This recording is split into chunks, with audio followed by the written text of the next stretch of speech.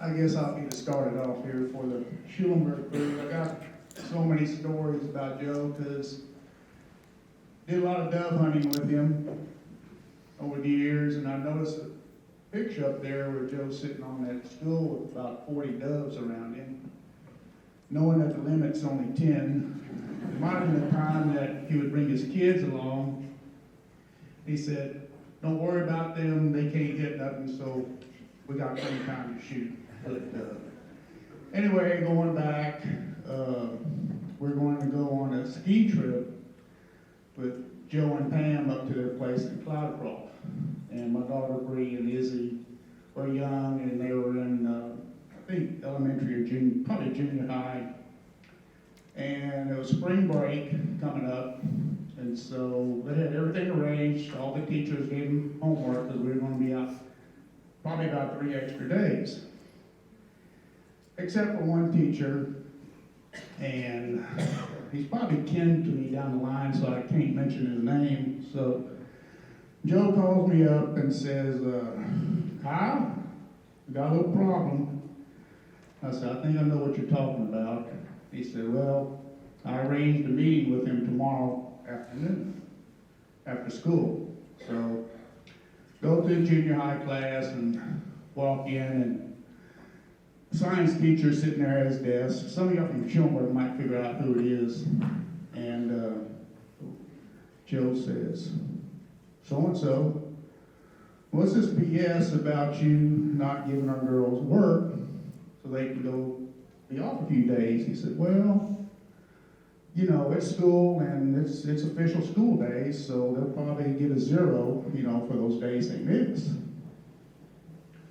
So Joe looks at me, and I'm kind of like, "Damn," you know, and he says, "Miffy?"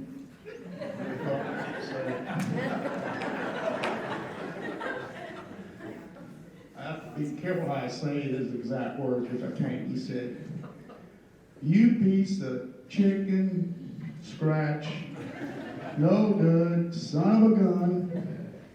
A few more words. He said, and he's sitting right there, we're standing above the desk like this, and Joe's, he's big, but he's really big now, he's puffed.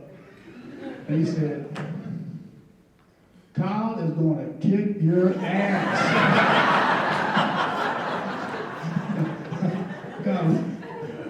Mickey looks at me, and I look at Joe, and Joe says, "And me too." So they didn't get 0s for the end of the week, but it was a great time, and I could tell you lots of stories. But great friend, rest in peace, Papa Joe. We love you.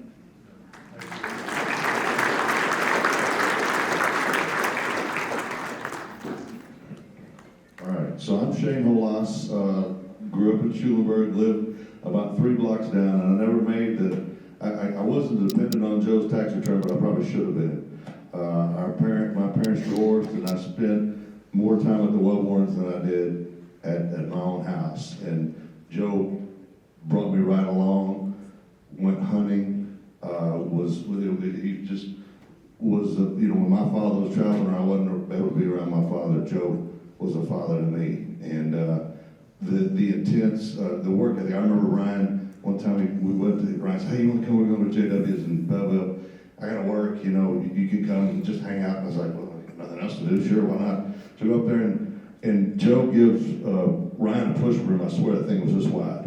And the parking lot's bigger than this, you know, it's 2 or 3 times the size of this room. And he's like, "All right, well, get after it." So Ryan's out there pushing. I'm like, "Oh my gosh, he's just looking another hour. He's still pushing. He's pushing all day long, just pushing that broom." And when I got out of Rice, I remember going to Mr. Wellborn, and I said, "Mr. Well, what does it take to be really successful?" I mean, well, give me those words of wisdom. He goes, "Hard work." He said, "You want to be successful, you're going to have to put in the work." And I was like, "Well, okay, there it is." So anyway, I owe a lot to Joe, and I loved him every time I got a chance to see him. That's actually true. I think I was 6 years old before I found out Shane wasn't my real brother.